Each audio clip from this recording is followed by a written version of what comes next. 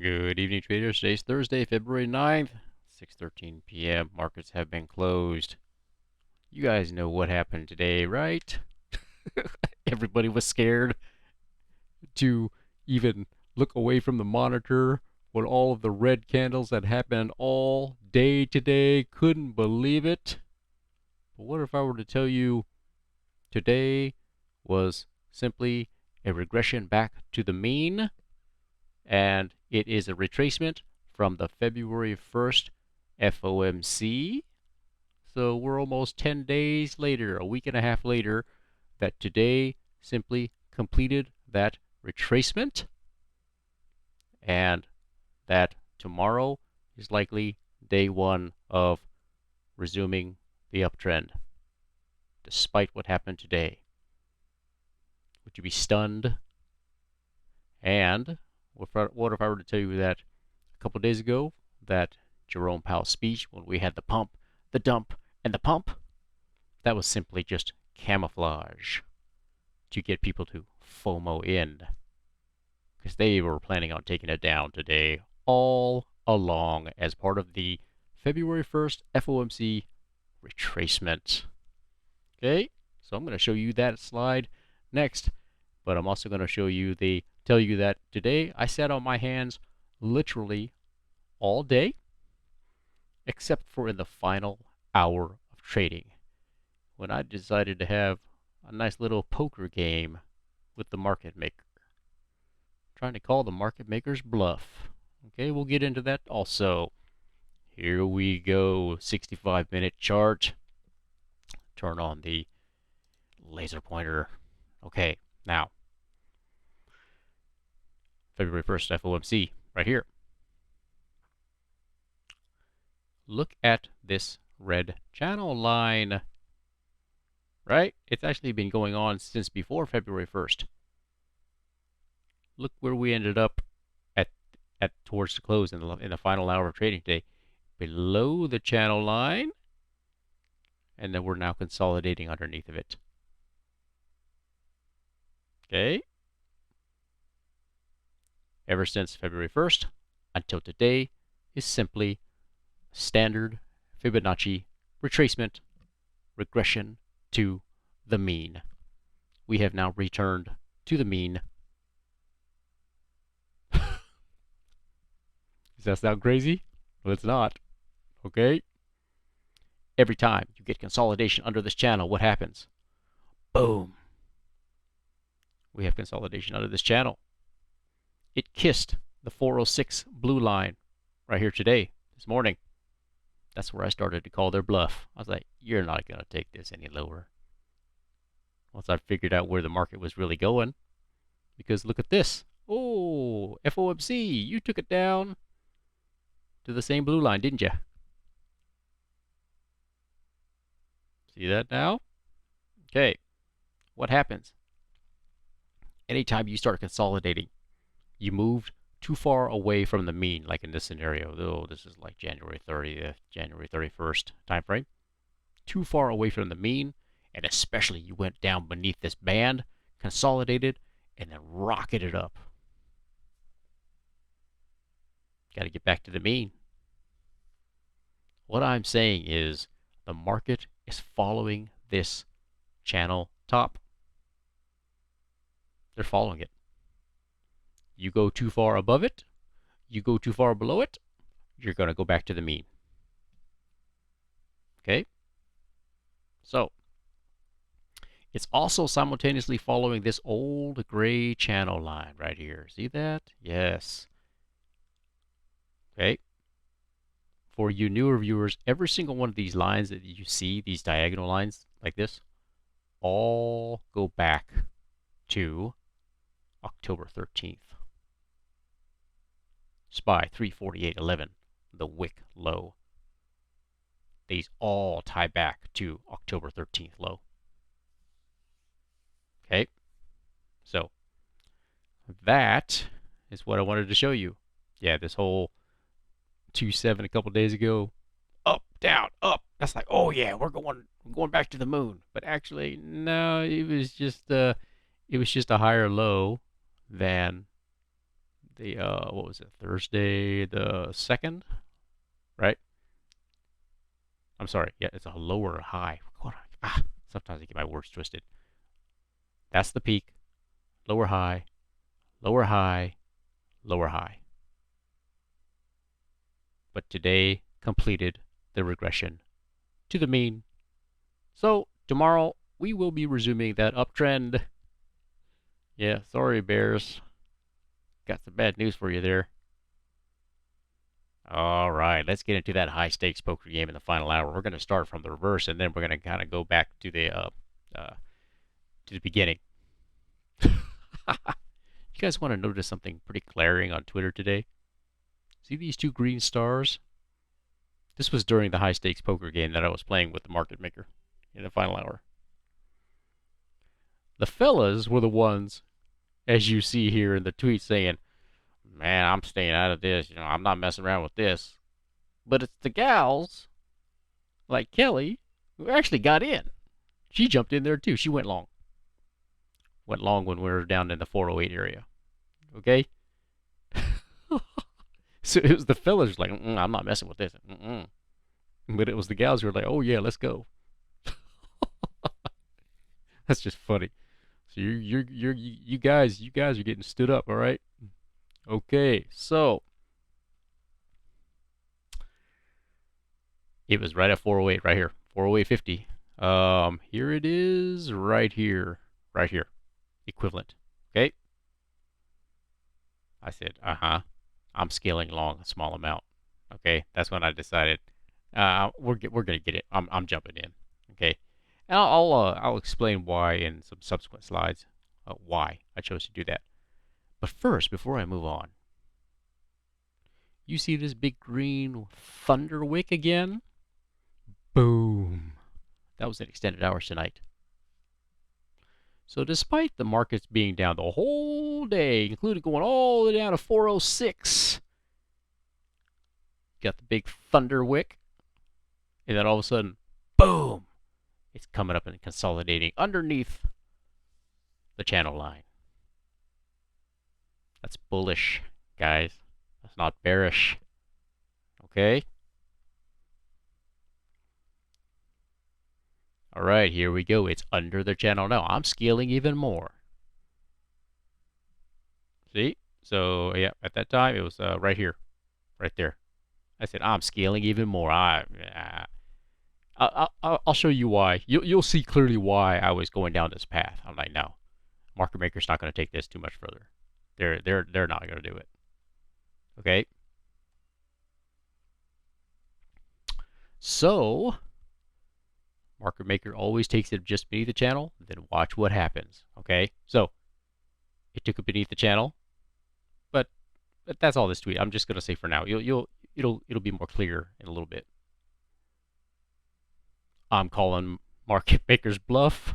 I'm scaling it a little bit more. Could be targeting 406 blue line. I was saying, yeah, I had two screenshots here, so it's kind of hard to see. It was about right here. It was about right here. I said, I'm scaling even more. Okay? Every time it went lower, I said, I'm getting more. And here's where I said, I think it's targeting 406. That's exactly what happened. 406. Okay?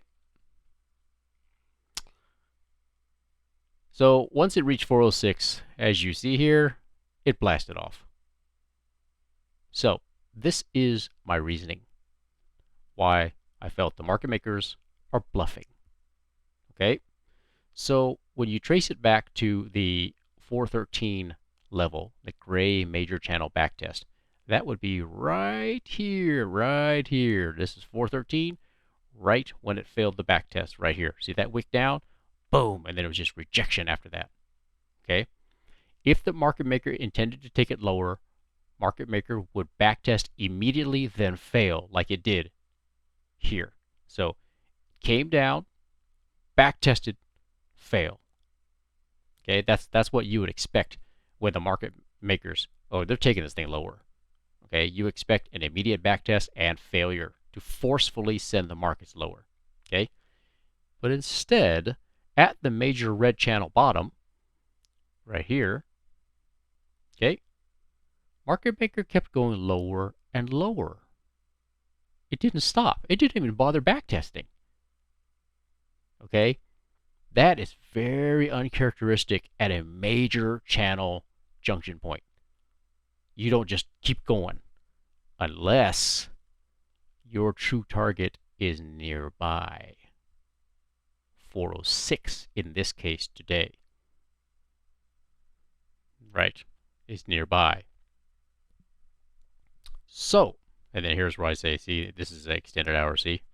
Consolidating under SMA 20, giant wick. Futures are going to be, at the very least, flattish tonight, I think, at the very least. It actually could be mildly up, but it's going to be flat because it's going to reset the 5-minute MACD to make sure that the 5-minute MACD just stays at that 0 line, because then that flattens out the 1-hour MACD. And when that flattens out, then it can start to curl up. But when it flattens out, that's the consolidation process. It reconsolidates, okay? So that's basically why I felt market maker was bluffing.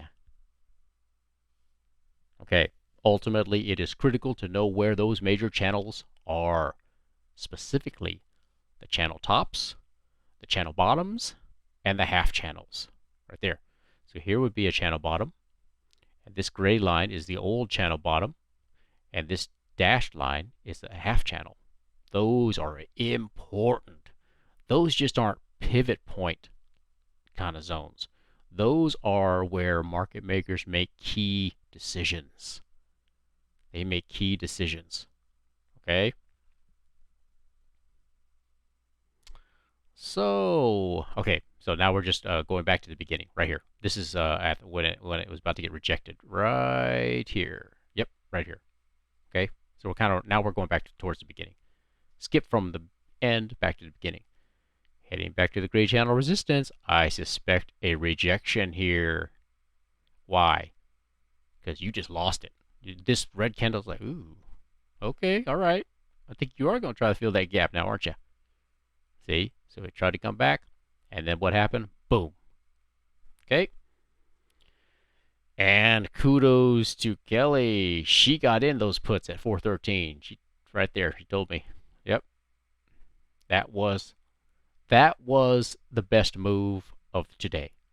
The best move today was to get puts at 413 as soon as it rejected off that gray channel right there. That was the best move for the entire day. Okay. It's not something that I did. I did not do it. I just sat and watched. Okay. I didn't place that trade. I did that yesterday. I did the exact same move yesterday. As soon as it hit the same gray channel top, boom, I got shorts. Okay. But not today. That huge gap up was the wrinkle. Okay. If no gap, if there was no gap, right? There was no gap, and I saw it do that. Oh yeah, I would have gotten short. Same move I did yesterday. Okay. There are too many zones of channel, SMA, and EMA resistance and support. Throw in a gap to boot. So these are these zones I'm talking about. Okay, you got these channels, the gray channel, and then you've got this major channel, right? Okay.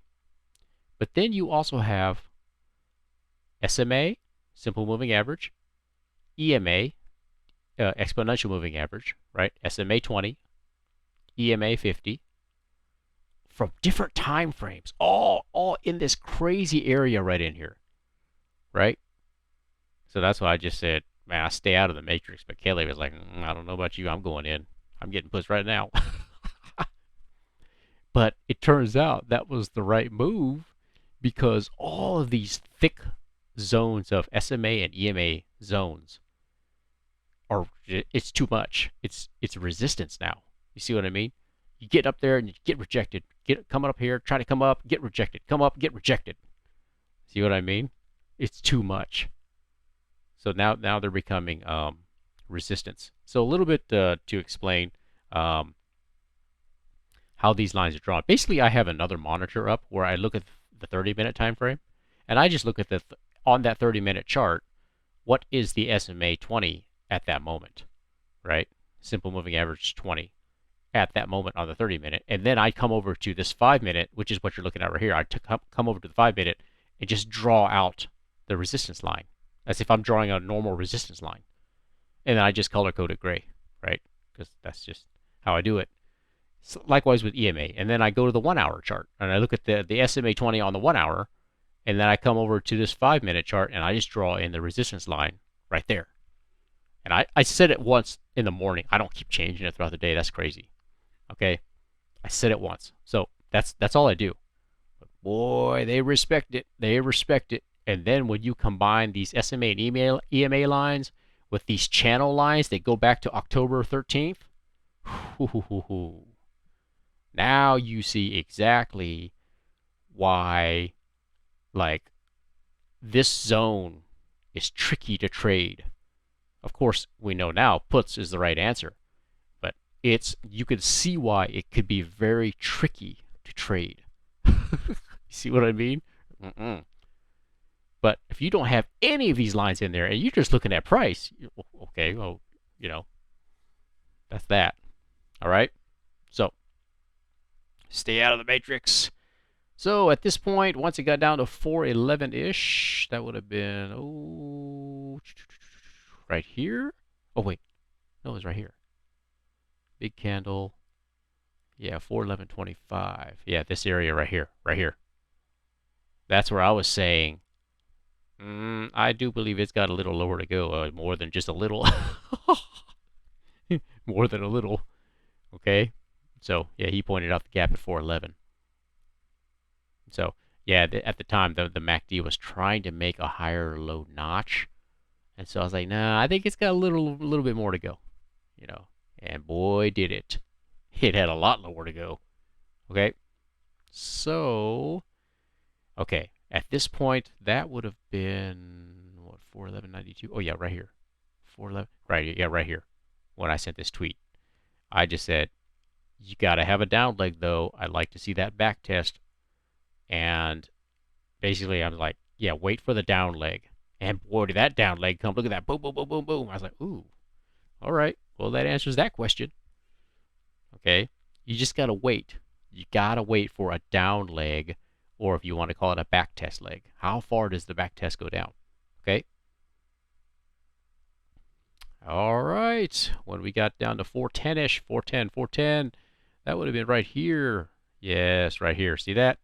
It started to come up, started to come up, started to come up. But I said, no, I'm going to be a little bit more conservative, and I'm going to wait for this blue pattern, the arrows. I wanted to do up, back test, and then up. And did that happen? Nope. Kept going lower. See what I mean? Kept going lower. Okay? So, no follow through. It didn't do it. Okay.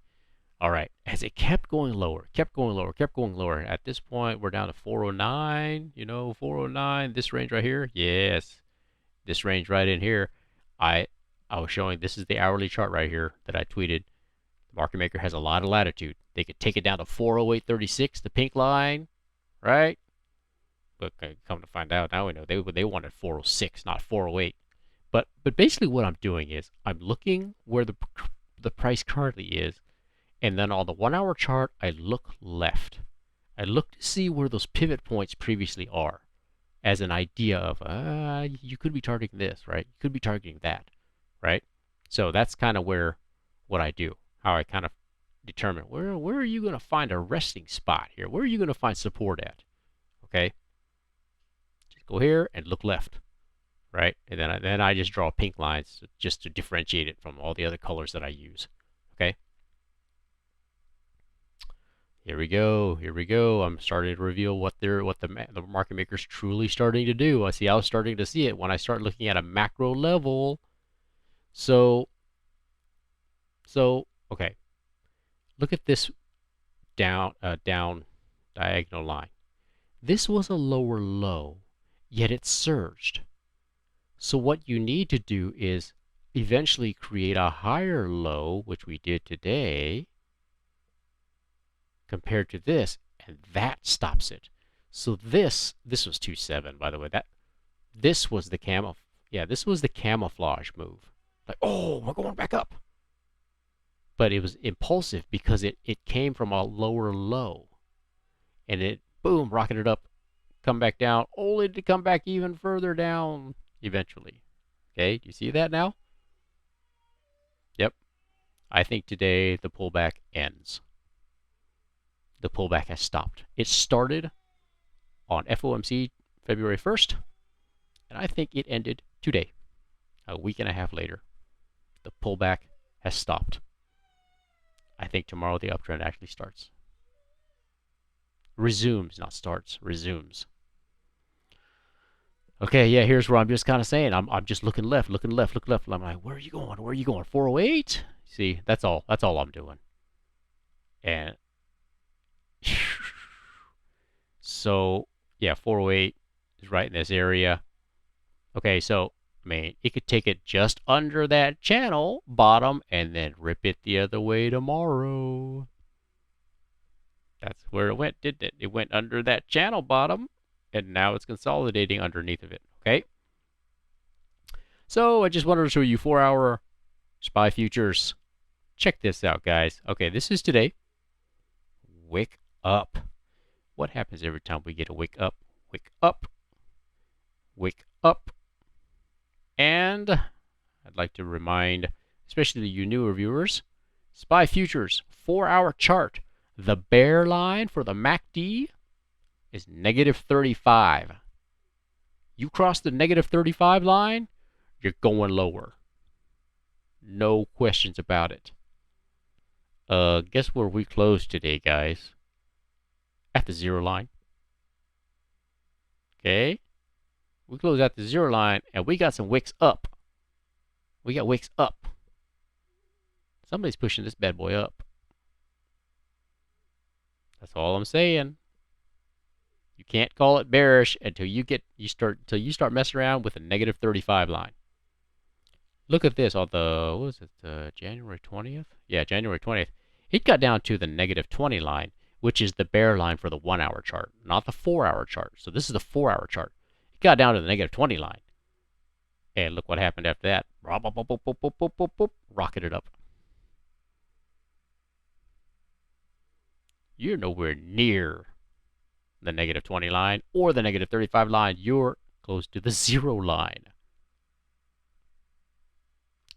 And this is SPY futures 5-minute chart. Anytime the 5-minute keeps going back to that zero line, that causes the 1-hour to flatten out. That causes the 4-hour to flatten out near the zero line.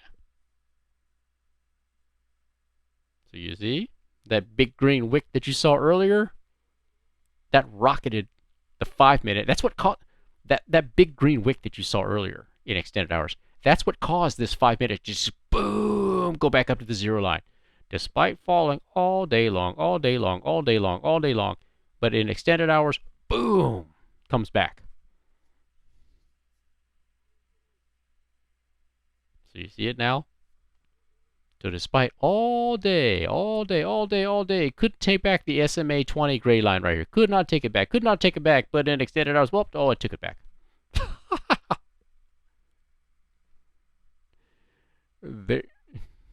I mean, this is just the way it is, guys.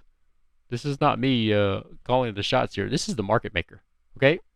So, that's all I've got for you guys today. Be on the lookout for futures tonight. At the time I took this screenshot, you know, pretty much zero-ish, slightly positive. Because they're making that MACD 5-minute get back to the zero line and just hang out there all night. Just hang out. That's consolidation. Okay? Please follow me on Twitter where I give real-time tweets like I did today. You would have seen the poker match in the final hour. Okay? And don't forget to listen to your favorite music while you are trading. It matters. It allows you to get into focus and get into your flow state. Please give this video a like, share, subscribe, or click to be notified when I release something new. With that, I'm Agent 00 signing off.